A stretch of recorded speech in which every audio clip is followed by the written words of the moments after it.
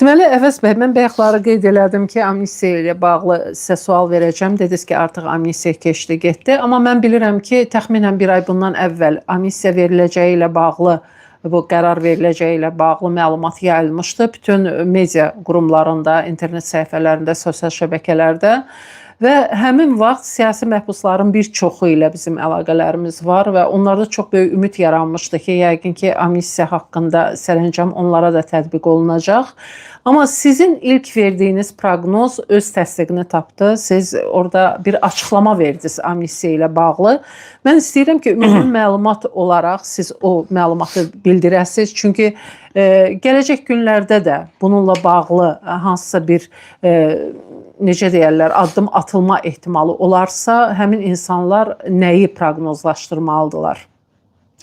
Valla mən amnistiya haqqında çox soruşurdular məndən. Mən də deydim gözləmirəm. Amma təbii ki, həm əfv gözləmirdim, həm amnistiya. Amma bu elə bir şeydir ki, bu birbaşa hörmətli prezidentin iradəsinə bağlı olan şeydir ki, yeri gəlmişkən. Birinci xanımın... Bugün də İlham Əliyevin ad günüdür. Mən çox istəyərdim ki, İlham Əliyevin 64 yaş tamam olur da deyəsən. Allah ömrünü uzun eləsin. Mən çox istəyərdim ki, 64 siyasi məhbus azad eləyəydi bugün. Və yaxud da ki, 64'ü 2'ye vuranda ne eləyir? 128 gün. 128 siyasi məhbus azad eləyəydi. Çox istəyərdim. Olsun. Yəni, bu da bizim taleyimizə görünür, belə yazılıb. Deməli, amnistiya düzdür. Amnistiyanı Milli Məclis verir, amma prezidentin iradəsinə bağlıdır. Əfv birbaşa prezidentin iradəsinə bağlıdır. Birinci vitse-prezidentdən gəlib. İndiyə qədər İlham Əliyev hakimiyyətində, hətta yanılmıramsa, yox, elə İlham Əliyev hakimiyyətində bütün amnistiyalar birinci vitse-prezidentdən gəlib. Yəni, amnistiya adətən hörmətli Mehriban Əliyevanın təşəbbüsündən irəli sürülür. Bu amnistiyanı digər amnistiyalardan fərqləndirən cəhəti oldu ki, bu Mehriban xanımın amnistiya təklifi olmadı. Bu birbaşa cənab prezidentin özünün qanun təklifi oldu. İşin bir tərəfi bu. Əfv hələ üfüqdə görünmür. Əfv bu yıl qaldı. Böyük ehtimalla bəlkə Novruz bayramında ola bilər. Novruz bayramına ola bilər. O şərtlə ki, artıq dekabrdan, bu aydan hərəkətlənmə başlasın. Yəni işçi qrup toplanmalıdır. İşçi qrup, əfv komissiyası toplanmalıdır. Heç olmasa bir 4-5 deyək ki, iclas keçirməlidir. Bu da minimum həftədə bir olanda bu bir ay, 2 ay vaxt lazımdır. Nəzəri olaraq prezident istədiyi an, istədiyi tapşırığı, istədiyi sərəncamı verər. Əfv komissiyası bir gün içində də hazırlayır. Siyahılar hazırdır. Amma bizdə praktikada budur. Amnistiya mövzusuna gəlincə, birincisi amnistiyanı bu dəfə İlham Əliyev verdi. Bu çox maraqlı bir detaldır. Yox, həmişə birinci vitse-prezident verirdi. Bu dəfə məhz birinci vitse-prezident vermədi. Bu dəfə qanun təklifi prezident administrasiyasından birbaşa İlham Əliyevin özü tərəfindən göndərildi. Ki, təbii ki, bizdə heç bu da müzakirə olmadı. Əslində bir fərqi də yoxdur, belə deyil. Ancaq mən bəzi siyasi məhbus ailələri mənə zəng elədi, bəzi siyasi məhbus ailələri mənlə söhbət elədi.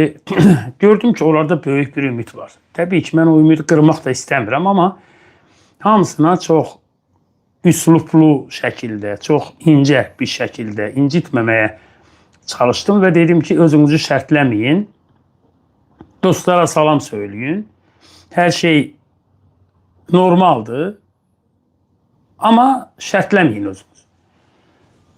Niyə? Çünki bizdə amnistiyanın bir tarixi var. Bizim Azərbaycan tarixində qızıl amnistiya olmayıb. Bir, Əbülfəz Elçibəyin dövründə olub. Əbülfəz Elçibəy hakimiyyətə gələn kimi qızıl amnistiya verib. Ondan sonra da o adamların əksəriyyəti həbs olundu. bir də həbs olundu Heydər Əliyev hakimiyyətə gələndən sonra. Çünki onların bir çoxunu ciddi və ağır cinayət törətməkdə ittiham edirdilər. O zamandan bu zamana heç bir zaman ağır cinayət törədənləri amnistiya siyasına, amnistiya salmadılar. Bugün də elə böyük əhəmiyyət, böyük təhlükə törətməyən deyək ki, adamlar, məhkumlar salındı. Amnistiya hətta bir müğənni salınmışdı. O müğənninin də adını elə sağ olsun bir həmkarımızın da yazdığı kimi təzə öyrəndik ki, biz Dəniz adlı bir müğənni var imiş. O da o qədər təşəkkür elədi. Bir yarım saat danışdı. Bir yarım saat o biri televiziyada, yarım saat bu biri televiziyada. Axırda jurnalistlər dedilər ki, ay gözəl xanım, sənin neçə günün qalıb, neçə ayın qalıb. Elə bildilər ki, 4-5 ilini amnistiya salıblar. Dedi ki, 22 gün.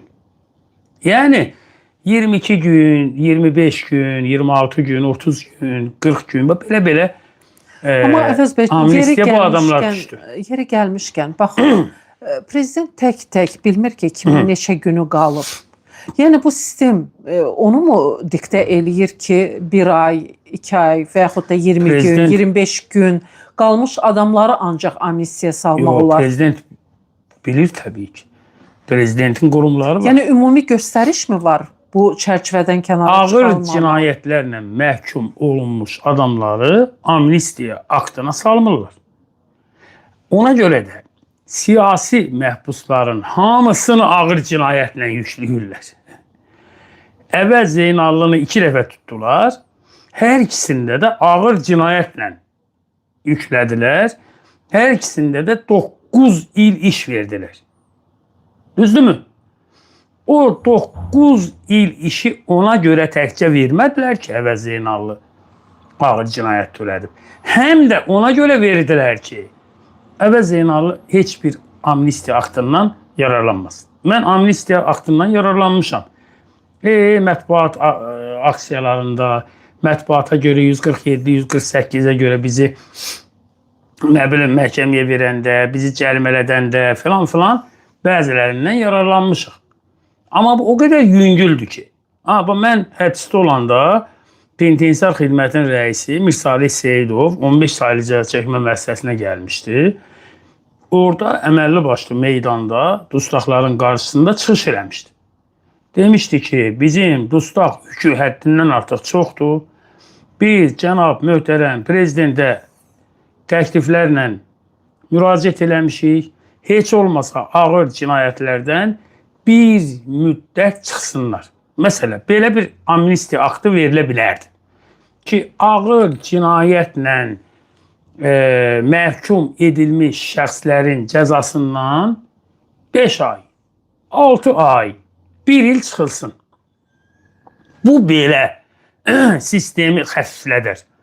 Təsəvvür edin, Azərbaycanda indi israrla deyirlər ki, 27-28 min məhkum var. Mən də israrla deyirəm ki, bu ölkədə 50 minə qədər məhkum var. Hesabla, kitabla deyilmi? Hesablayaq da. 18 cəza çəkmə müəssisəsi var. Bunun kırıtısı var. Bunun 60, 70, 80, 90 rayon deyək ki, polis idarələrinin müvəqqəti saxlama təcridxanaları var ki, orada təbii ki, məhkum sayılmırlar. DTX təcridxanası var. Var, oğlu var. Yəni, mən onları da sayıram təqsirləndirilən şəxs kimi. Onların əksəriyyəti ağır cinayətlərlə məhkum olunur. Bu ölkədə ağır cinayətlərlə məhkum olunanların sayı o qədər çoxdur ki, normal rayon məhkəmələrində məhkum olunan təqsirləndirilən şəxslərdən 10 dəfə çoxdur. Ona görə də o vaxtı amnistiya aktı, ciddi amnistiya aktı olacaq ki, əziz tamaşaçılarımız bunu bilsin. O vaxtı ağır cinayətlər amnistiya aktına düşsün.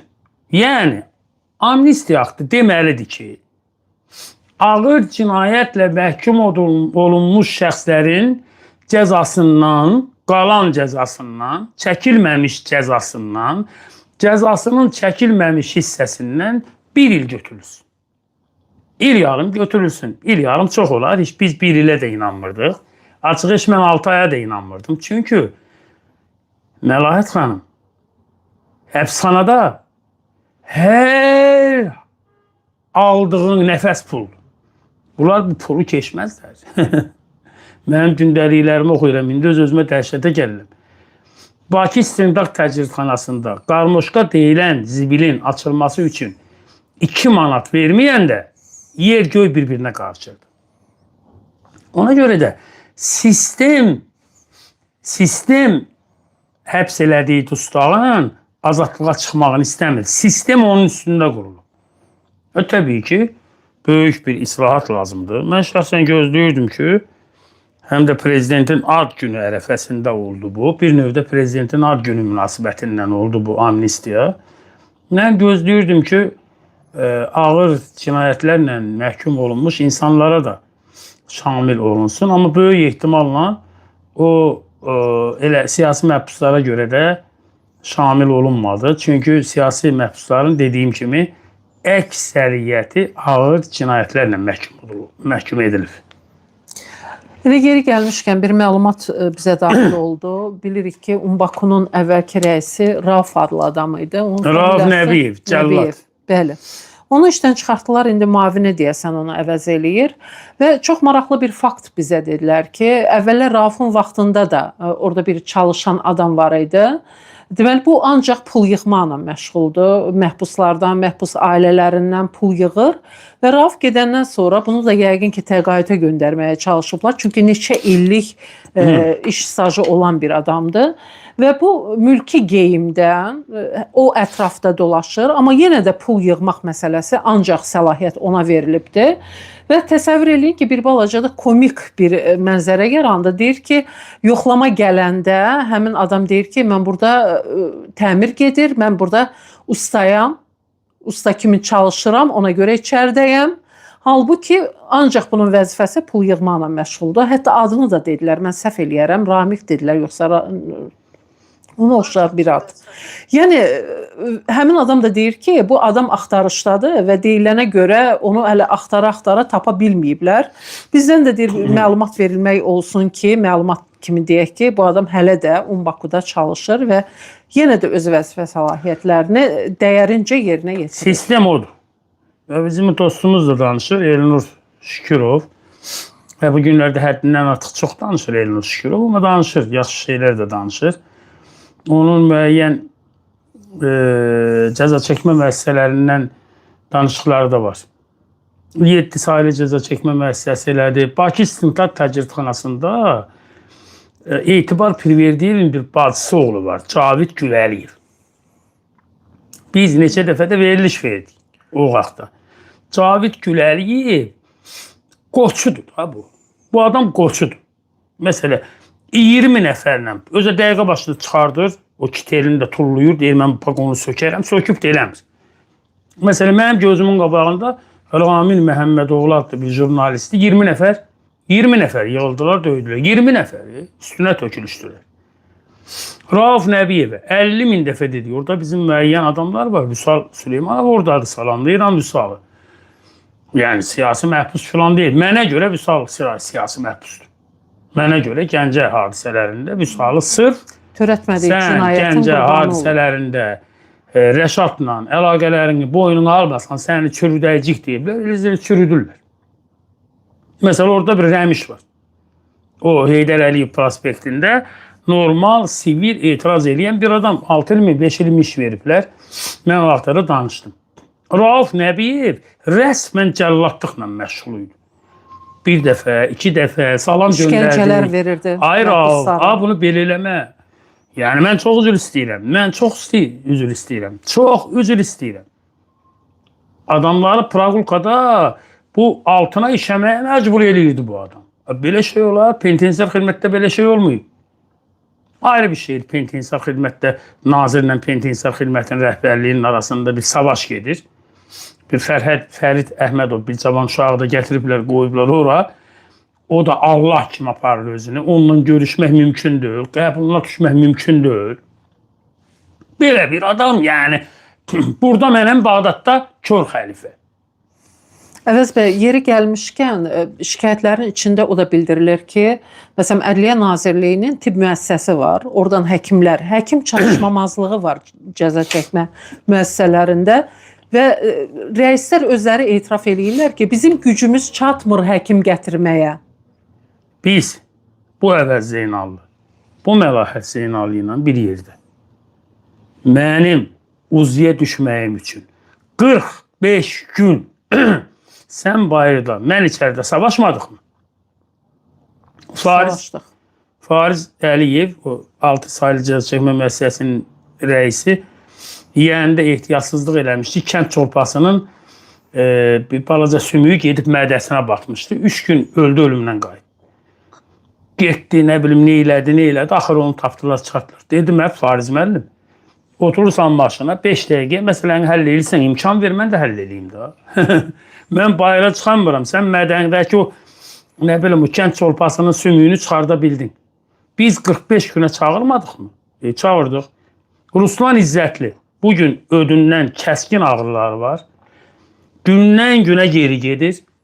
Şişkinlik var ayaqlarında, ödündə, qarnında. Vüsal Süleymanovun da deməli şiş yaranıb başında, onu da yoxlayan yoxdur. Yoxdur. Əziz Orucovun psixoloji da problem var idi. Dedilər ki, ay kişi, həkimlər gəlsin, yoxlasın. Həkimlər bilirsiniz Lamia xanıma nə cavab vermişdilər? Demişdilər ki, orada bir dənə belə xəstə var. Qoy bir 5-6 dənə olsun, qrupbavoy olsun, gedək. Yəni, zon dəli olsun ki, başları sıradan çıxsın, gedək. Bugün də orada bir dənə uzi var idi. Bir dənə uzi. 17, 18 zonda Pentinza xidmətdə müalicə, o da müalicə müəssisəsində oturur. Bir uzi o çereklə gedir zonlara. Orxan idi. Orxan da savadlı bir uzist idi. Orxan da işdən çıxıb. Zaten orada həkim qalmır ki, həkim dəli olub orada qalsın. Həkim qalmır ha kişi. Həkim zonda, müalicə müəssisəsində qalmır. Minlərlə dustağı məhkum eləyiblər ilgisizliyə. Həkim yox, dərman yox, tibb baş idarəsi dərman vermir. 100 milyonlarla pula dərman ayrılır. Dərman vermirlər. Yoxdur dərman.